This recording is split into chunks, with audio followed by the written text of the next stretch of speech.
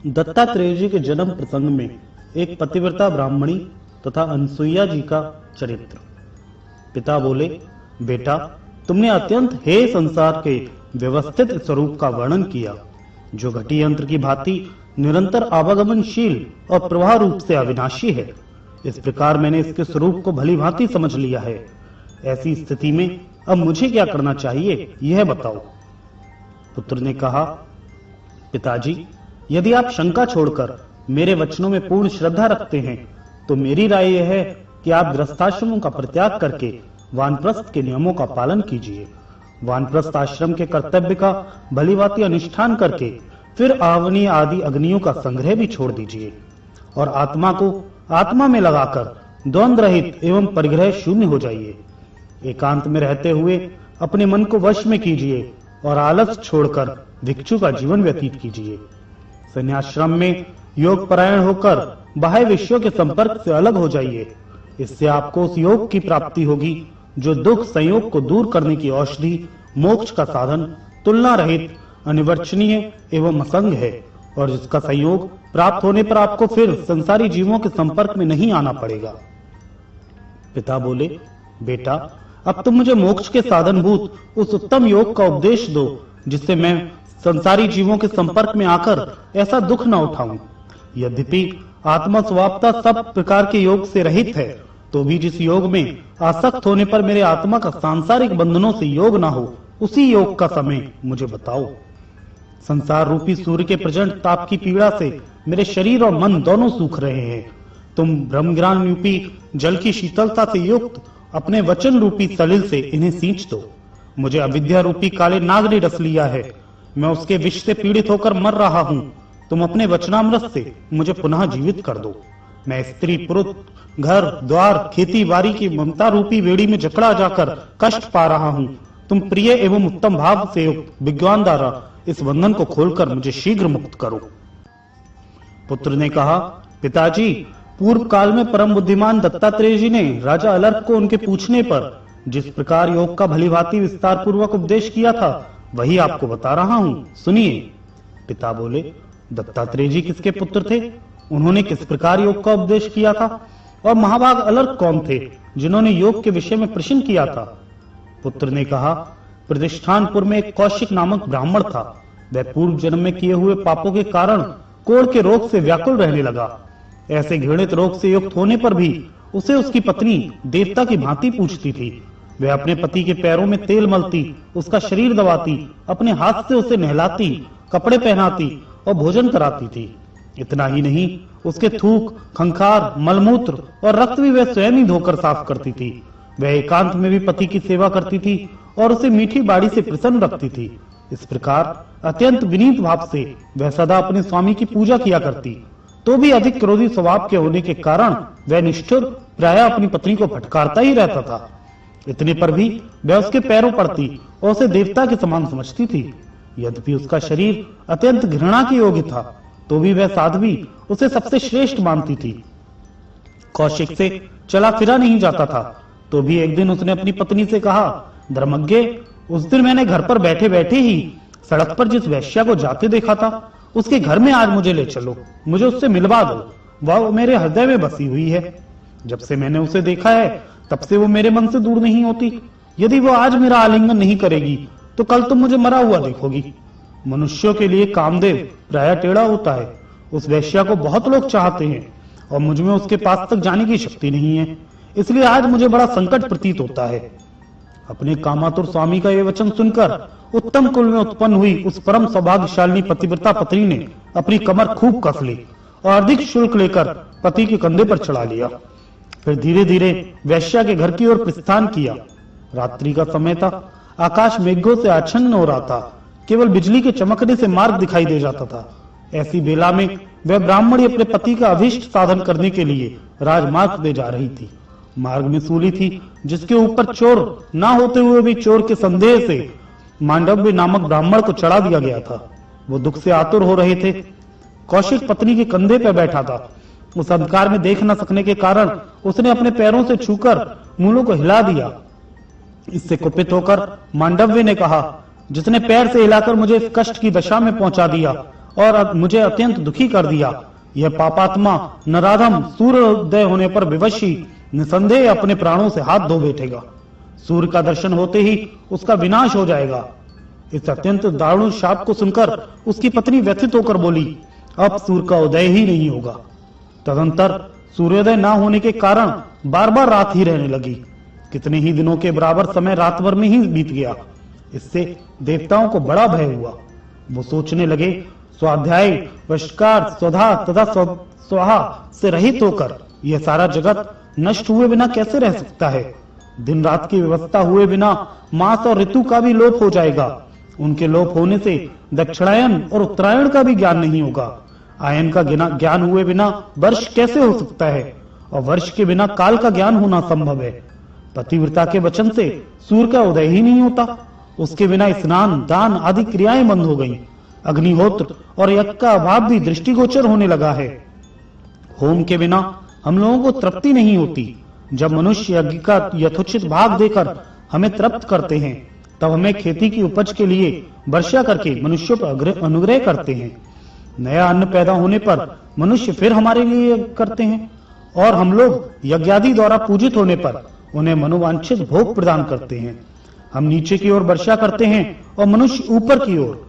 हम जल की वर्षा से मनुष्यों को और मनुष्य भविष्य की वर्षा से हम लोगों को तृप्त करते हैं।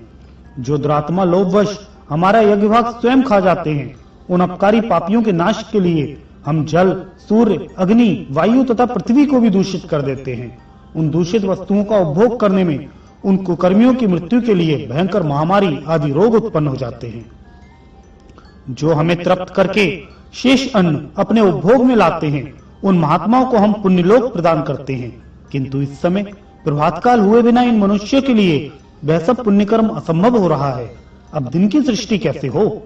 इस प्रकार सब देवता आपस में बात करने लगे।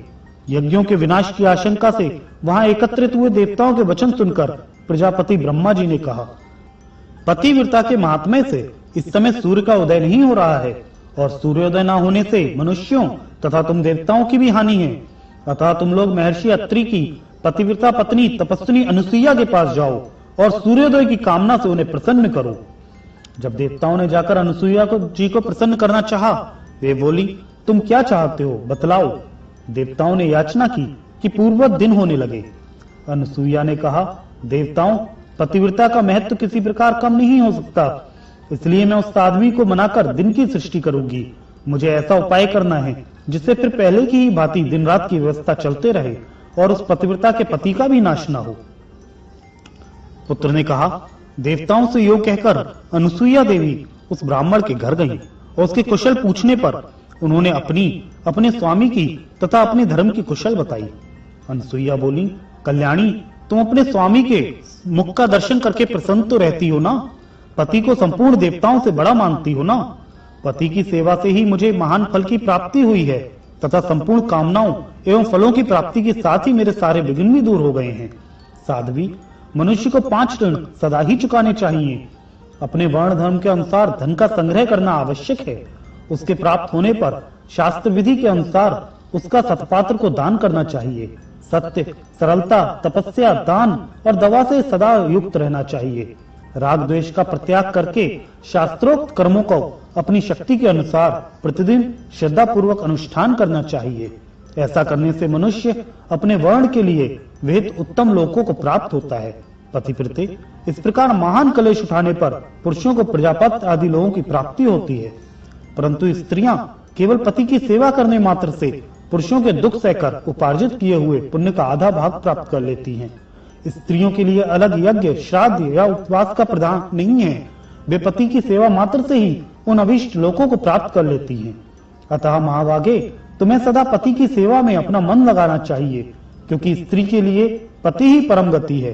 पति जो देवताओं, पितरों तथा अतिथियों का सत्कार पूर्वक पूजा करता है, उसके भी पुण्य का आधा भाग स्त्री पति की सेवा करने मात्र से प्राप्त कर लेती है। अनुसुईया जी का वचन सुनकर पतिव्रता ब्राह्मणी ने बड़े आदर के साथ उनका पूजन किया और इस प्रकार कहा, स्वभावतः सबका कल्याण करने वाली देवी, स्वयं आप यहाँ पधार कर पति की सेवा में मेरी पुनः श्रद्धा बढ़ा रही हैं। इससे मैं धन्य हो गई। यह आपका मुझ पर बहुत बड़ा अनुग्रह है। इसी से देवताओं ने भी आज मुझ पर कृपा दृष्टि की है। मैं जानती हूँ कि स्त्रियों के लिए पति के समान दूसरी कोई गति नहीं है। गति में किया हुआ प्रेम इहलोक और परलोक में भी उपकार करने वाला है। यशस्विनी पति के प्रसाद से ही नारी इस लोक और परलोक में भी सुख पाती है, क्योंकि पति ही नारी का देवता है। महाभागे, आज आप मेरे घर पर पधारी हैं। मुझसे अथवा मेरे इन पतिदेव से आपको जो भी कार्य हो उसे बताने की कृपा करें। अनसुईया बोली, देवी, तुम्हारे वचन से दिन रात की व्यवस्था का लोप हो जाने के कारण शुभ कर्मों का अनुष्ठान बंद हो गया है। इसलिए इंद्र आदि देवता मेरे पास दुखी होकर आए हैं और प्रार्थना करते हैं कि दिन रात की व्यवस्था पहले की तरह अखंड रूप से चलती रहे। मैं इसी के लिए तुम्हारे पास आई हूँ। मेरी ये बात सुनो। दिन न होने से समस्त यज्ञ कर्मों का अभाव हो गया है और यज्ञों के अभाव से देवताओं की पुष्टि नहीं हो पाती। अतः तपस्विनी, दिन के नाश से समस्त शुभ कर्मों का नाश हो जाएगा और उसके नाश से वृष्टि में बाधा पड़ने के कारण इस संसार का भी छेद हो जाएगा। अतः यदि तुम इस जगत को आपत्ति से बचाना चाहती हो तो संपूर्ण लोकों पर दया करो, जिससे पहले की भांति सूर्योदय हो। अनसुईया बोली, कल्याणी, यदि तुम्हारी इच्छा हो और तुम कहो तो मैं तुम्हारे पति की पूर्व शरीर एवं नई स्वस्थ अवस्था का कर दूंगी। सुंदरी, मुझे पतिव्रता स्त्रियों के महात्म्य का सर्वथा आदर करना है, इसलिए तुम्हें मनाती हूँ। पुत्र कहता है, ब्राह्मणी के तथास्तु कहकर स्वीकार करने पर तपस्विनी अनसुईया ने अर्ध हाथ में लेकर सूर्यदेव का आह्वान किया। उस समय तक 10 दिनों के बराबर रात बीत चुकी थी। तदंतर भगवान सूर्य खिले हुए कमल के समान अरुण आकृति धारण किए अपने महान मंडल के साथ गिरिराज उदयाचल पर आरूढ़ हुए। सूर्यदेव के प्रकट होते ही ब्राह्मणी का पति प्राणहीन होकर पृथ्वी पर गिरा, किंतु उसकी पत्नी ने गिरते समय उसे पकड़ लिया। अनसुईया बोली, भद्रे, तुम विषाद न करना। पति की सेवा से जो तपोबल मुझे प्राप्त हुआ है उसे तुम अभी देखो। विलंब की क्या आवश्यकता। मैंने जो रूप, शील, बुद्धि एवं मधुर भाषण आदि सद्गुणों में अपने पति के समान दूसरे किसी पुरुष को कभी नहीं देखा है, उस सत्य के प्रभाव से ब्राह्मण रोग मुक्त हो फिर से तरुण हो जाए और अपनी स्त्री के साथ 100 वर्षों तक जीवित रहे। यदि मैं स्वामी के समान और किसी देवता को नहीं समझती तो सत्य के प्रभाव से ब्राह्मण रोग मुक्त हो पुनः जीवित हो जाए। यदि मन, वाणी एवं क्रिया द्वारा मेरा सारा उद्योग प्रतिदिन स्वामी की सेवा के लिए ही होता हो तो ये ब्राह्मण पुनः जीवित हो जाए। पुत्र कहता है, पिताजी, अनसुईया देवी के इतना कहते ही वह ब्राह्मण अपनी प्रभा से उस भवन को प्रकाशमान करता हुआ रोग मुक्त तरुण शरीर से जीवित हो उठा, मानो जरा रहित से देवता हो। तदंतर दुदुम्बी आदि देवताओं के बाजों की आवाज के साथ वहां फूलों की वर्षा होने लगी। देवताओं को बड़ा आनंद मिला। वो अनसुईया जी से कहने लगे। देवता बोले, कल्याणी, आपने देवताओं का बहुत बड़ा कार्य किया है। तपस्विनी, इससे प्रसन्न होकर देवता आपको वर देना चाहते हैं। आप कोई वर मांगे।